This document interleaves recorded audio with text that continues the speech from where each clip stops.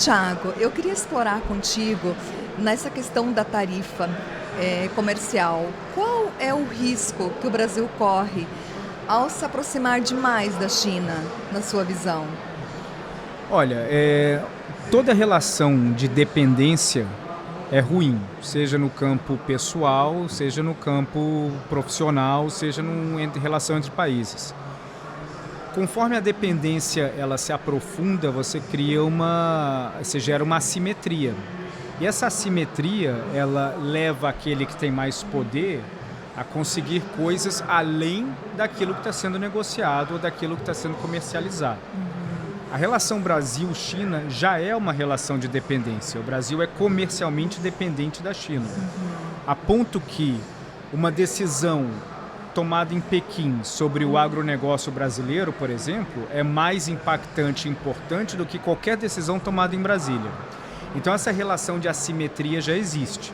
O que vai acontecer se não houver uma situação de resolução rápida em relação Brasil e Estados Unidos é que o Brasil vai se tornar ainda mais dependente da China. Porque a China está disposta a incorporar grande parte das exportações brasileiras para os Estados Unidos e ampliar ainda mais essa dependência que o Brasil tem deles. Então, é muito provável que isso aconteça se nós não conseguirmos desenvolver uma relação de resolução com os Estados Unidos. E Brasil? Outra pergunta. Brasil vai negociar com os Estados Unidos? Vai. Qual que é o problema? O problema é que você tem hoje em Washington umas 30, 40 pessoas de alto nível com capacidade de negociar. Os Estados Unidos está negociando um acordo comercial com China, com México, com União Europeia, com Japão. Esses países eles são mais importantes no nível, em termos absolutos do que o Brasil.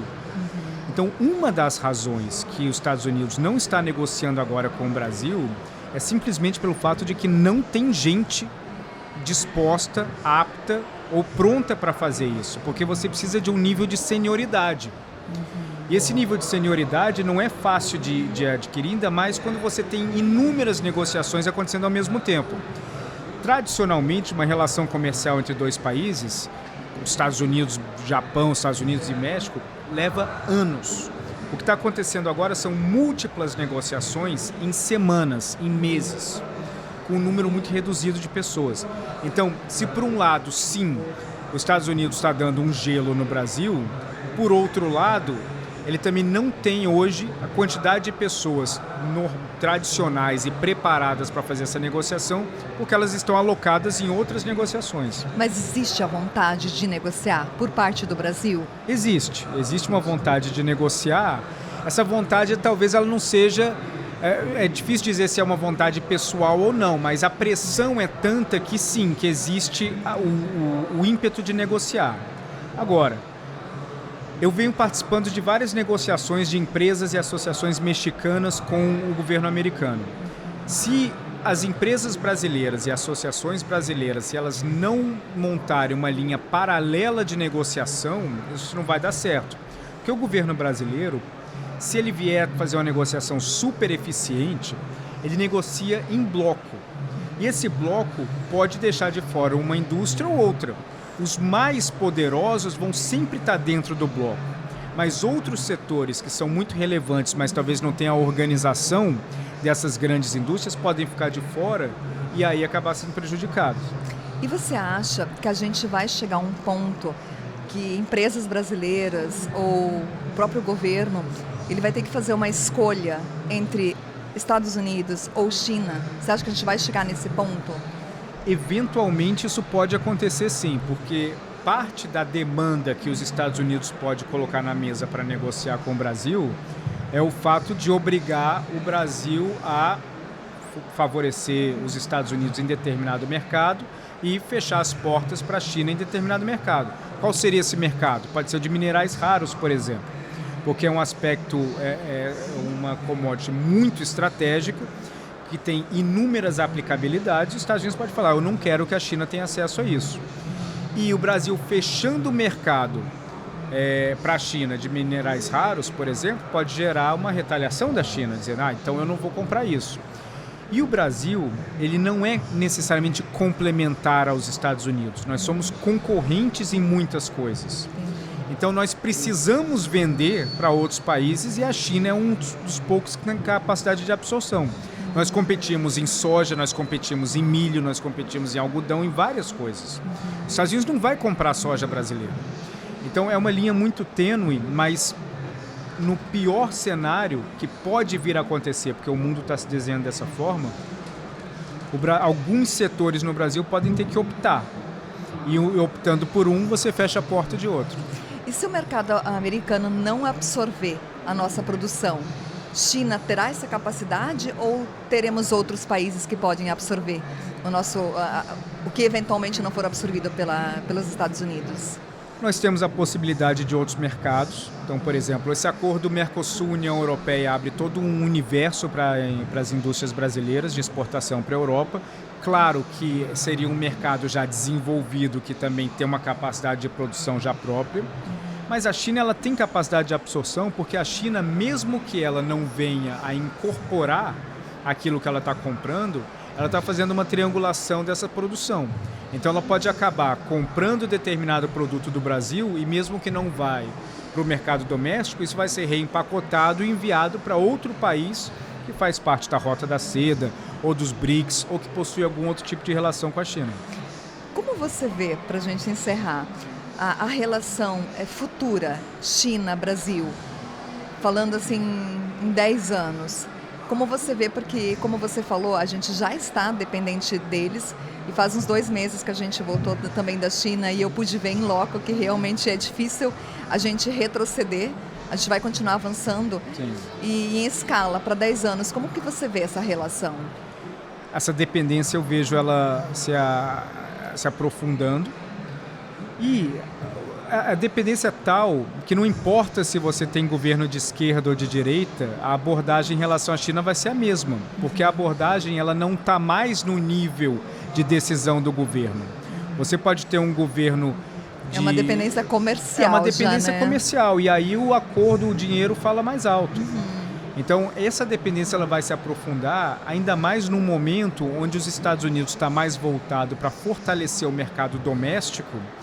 E a China ela vai acabar tirando proveito dessa situação. Então, se você tem hoje uma situação onde o Trump ele pode oferecer um pacote de incentivos muito grande para uma indústria americana voltar, né, para os Estados Unidos, produzir nos Estados Unidos para ser comercializado nos Estados Unidos, esse vácuo do país no qual essa indústria saiu vai ser ocupado. Não existe vácuo nas relações internacionais e nem no comércio internacional. E esse vácuo vai ser ocupado. E o país que está mais pronto para ocupar esse vácuo, assim como aconteceu na Bahia quando a Ford saiu e a BYD pegou a fábrica, é a China. É a China. E nisso tudo, Estados Unidos, como que você vê Estados Unidos daqui a 10 anos?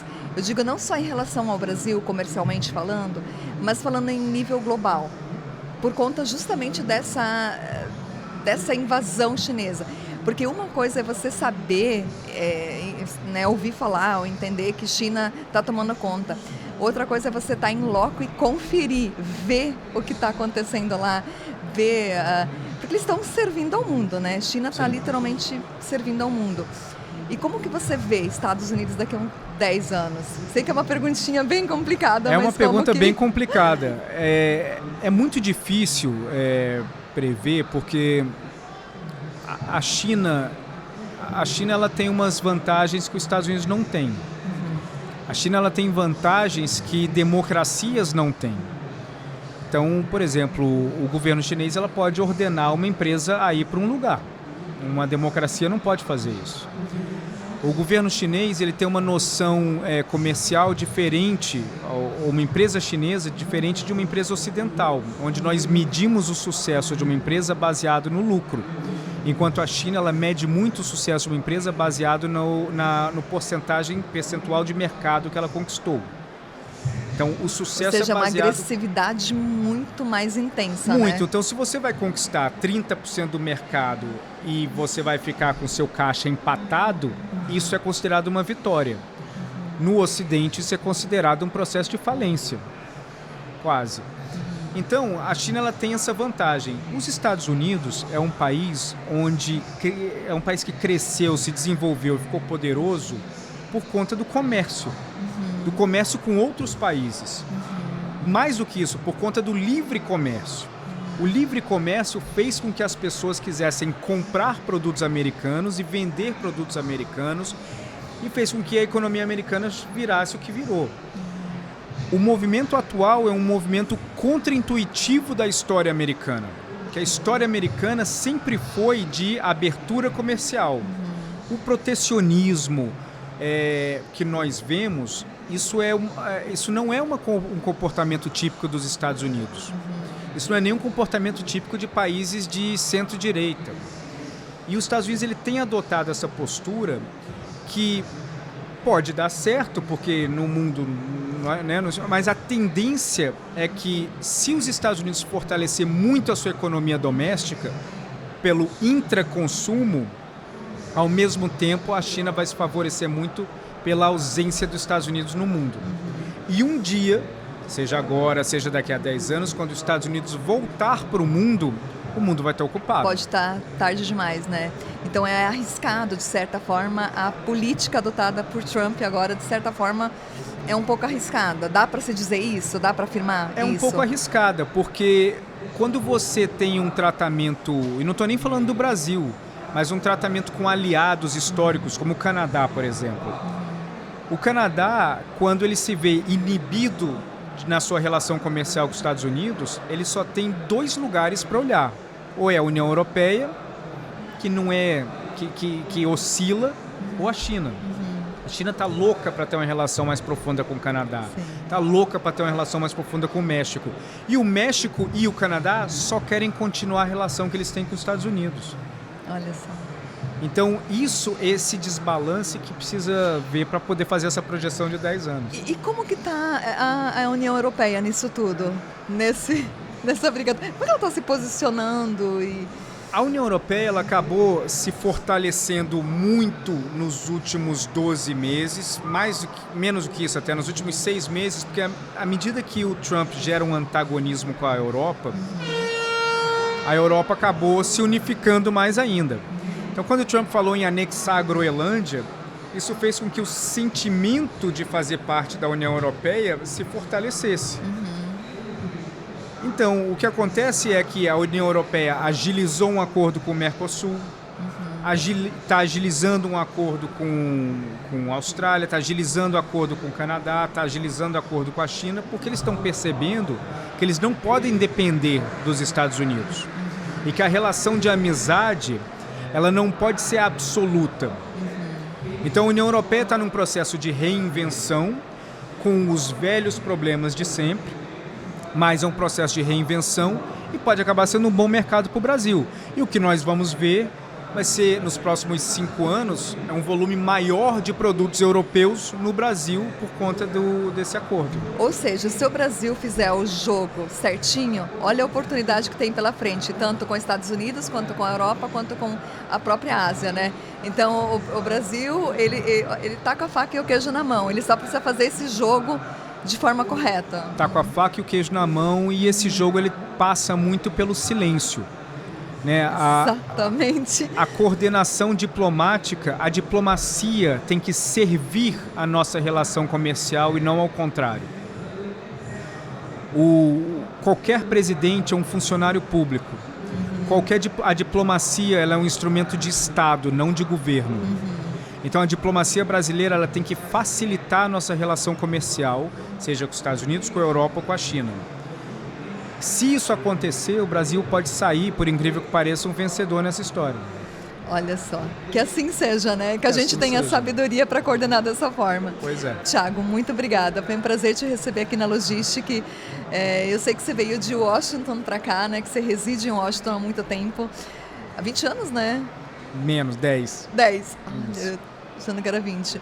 E um prazerzão que você possa voltar no próximo ano, que a gente tenha um outro cenário, enfim, e a gente possa, a partir de então, até olhar em retrospectiva para ver o quanto que a gente avançou nesse ano e ver se a nossa visão daqui a 10 anos como que ela está, né? Se está compatível, enfim. Vai ser ótimo e é um prazer estar aqui e vou adorar receber o convite novamente. Obrigada.